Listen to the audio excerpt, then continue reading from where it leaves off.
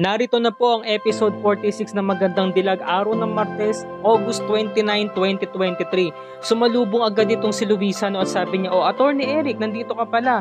Kanina ka pa ba? Sorry, pinaghintay kita na matagal. So sabi naman ni Eric, hindi po, kararating ko lang po. Ma'am Sophia, sino po yung babaeng nasa kwarto?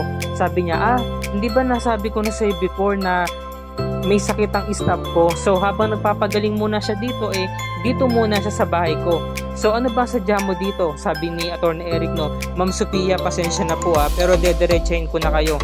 Kayo po pala ang business partner nito ni Greta V para sa kanyang business na Bellatrix. Sabi naman ni Sophia na oo, ako nga. So hindi lang pala kayo client niya, kundi business partner niya rin pala kayo. Gaano niyo po ba siya kilala? Paano at kailan po kayo nagkakilala? At saka ito po yung isa ko pang tanong, si Greta B po ba saka si Gigi Robles ay iisa? So tinawanan siya ni Sophia, sabi niya that's a ridiculous question. Hindi ko sukat akalain na marunong ka pala magbiro, Attorney Eric. Sabi ni Attorney Eric, alam ko pong napaka-imposible pero pasensya na po. Ngunit sinasabi po ito ni Donna, yung best friend po ni Gigi, na nakikita niya sa mga mukha at pagkatao nito ni Greta B na parang siya si Gigi Robles. Sabi naman ni Sophia, matagal-tagal ko na rin kilala si Greta. Nakilala ko siya nung mga nasa Amerika pa ako. Nakita ko ang potential niya pagdating sa paggagawa ng mga designs. Kaya inalok ko siya ng business na mag-venture kami rito sa Pilipinas. Magtayo kami ng negosyo as in business partner. Kaya imposible yung mga sinasabi mo, Attorney Eric, dahil kilalang kilala ko na si Greta. Sa itsura pa lamang nila, kung titignan mo, napakalayo na ng differences nila. Napakaganda nito ni Greta B. So bigla na lamang umalis itong si Attorney Eric at wala siyang napala sa kanyang pag-iimbestiga. Sabi naman ni Sophia, have a great day. Tapos nililinisan na nga ni Greta yung nanay niya, At sabi naman ng doktor, ma'am, ginagawa ko naman po yung trabaho ko pero kayo po ang pumapalit sa akin. Sabi naman ni Greta, pagkakataon po kasi ngayon lang po ulit nagbalik si nanay. Kaya huwag po kayo mag-alala, Dok. Hindi ko naman po babawasan ng sweldo ninyo. Tapos bigla nang dumating si Sophia, sabi niya, sa tingin ko hindi na mangungulit pa si Attorney Eric dahil maniniwala na siya sa mga sinabi ko. Sabi naman ni Greta, naku tita, kilala ko ng lubos niya si Attorney Sungit. Mag-iimbestiga yan. Kaya nga sabi ni Sophia, alam natin matalino siya, pero kailangan mas maging wise at mas maging maingat tayo kaysa sa kanya. Kailangan mas lamang tayo sa kanya kahit isa lang. Kailangan talaga nilang maitago ang kanilang identity. At heto na yung pagkakataon para ipagpatuloy nila yung kanilang naudlot na plano. So sabi naman ni Greta, tita, ngayon mas ginaganahan na akong maghiganti at ituloy yung mga pinaplano natin. Lalo na't nagbalik na si nanay. Kaya lalo na ako nabubuhayan pa ng loob. Samantala nung gabi na binabasahan na naman ng love story ni Greta yung nanay niya, si Gigi. Samantala nung patulog na siya, nakita niya na nagigising tong nanay niya, kinakausap siya at nagsasalita ito, sabi, Gigi, pinahanap si Gigi. So sabi ni Gigi, Nay, ako to si Gigi, mabuti naman at nagising na kayo. Ngunit sa kasamaan palad, hindi siya nakikilala ng nanay niya. Dahil nga diba, halos isang taong nakoma ang nanay niya tapos biglang nagising. Pagkagising ng nanay niya, isang magandang dilag yung nasa harapan niya. Hanggang sa nahulog yung nanay niya. Tapos sabi ni Gigi, naku po, nahulog na kayo, Nay. Nay, ako po itong anak niyo. Hindi kita anak.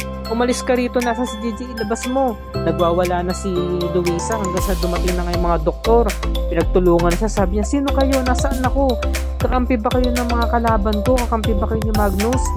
Kung ganun, nasa delikadong lagay pala ako. Nasaan ang anak ko? Ilabas niyo siya. So, tinurukan na siya ng injection, pampatulog, pampakalma. Sabi ng doktor, advice kay Gigi, lumabas po muna kayo ma'am para hindi po makadagdag sa stress ng pasyente. So, dumating na rin si Sophia, para kamustahin ng lagay.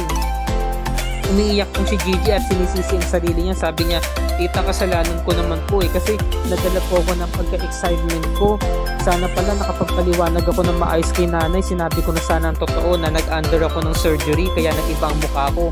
So umentro yung doktor, sabi ng doktor, for me, this is not the right time para sabihin niyo yung ganyan. So sabi naman ni Sophia, so ano po ang kailangan namin gawin, Dok? Kailangan nating madala sa mismong hospital si Luisa kasi kailangan niya ng therapy dahil isang taon siyang nakoma at kailangan iwas siya sa stress. hindi muna natin pwedeng sabihin ang mga katotohanan dahil marami siyang katanungan. Magugulo lamang ang kanyang utak, lalo siyang mag-iisip at makakadagdag pa yung traumang kanyang natamo. Kaya hindi ito makakabuti sa mental health niya, pati na rin sa katawan niya, lalo na't mahina pa at nagre-recover pa ang ating pasyente. No? At naunawaan naman ito ni Sofia saka ni Greta. Samantalang tong si Greta or Gigi, masakit sa kalooban niya, no? Samantalang tong si Allison nababastos ng isang lalaki sa may bar dahil nagsusulo lamang siya. Yun pala, na-recognize siya dahil nga sikat na siya sa internet. Yung mga balita, sabi niya, "Hi Allison, I miss." Yeah.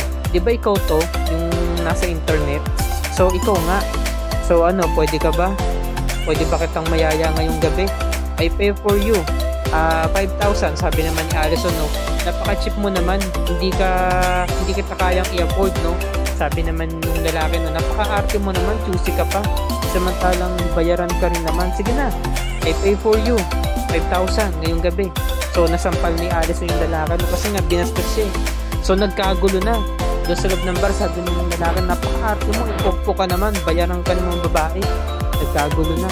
Samantalang tong si Sofia, no, pinuntahan niya tong si Greta at binibigyan niya ng paalala, no, na uuwi muna siya sa isang bahay nila, no, sa isang nilang bahay. Sabi naman ni Greta, bakit naman po kayo alis dito, bahay niyo to.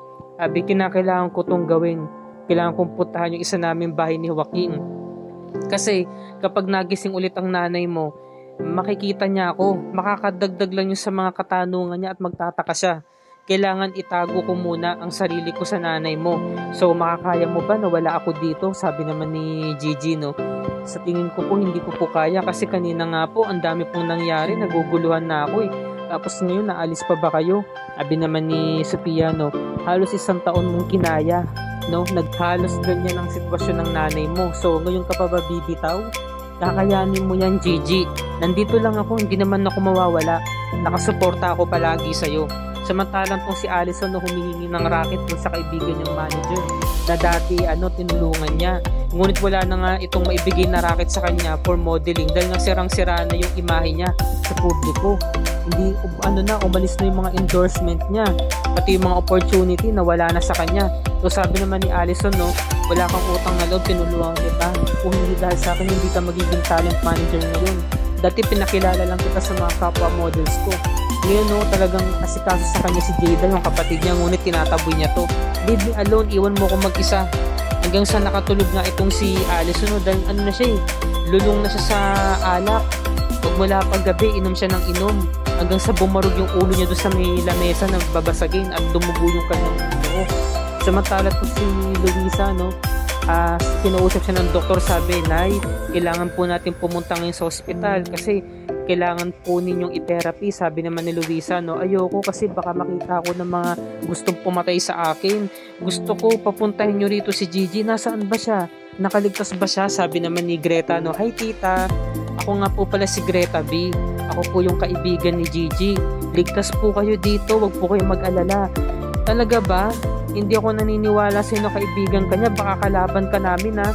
"Hindi po tita, totoong kaibigan po ako ni Gigi. Sa katunayan nga po, nagpapagaling pa po ngayon si Gigi sa ospital. Hindi ako naniniwala, dalhin niyo siya dito."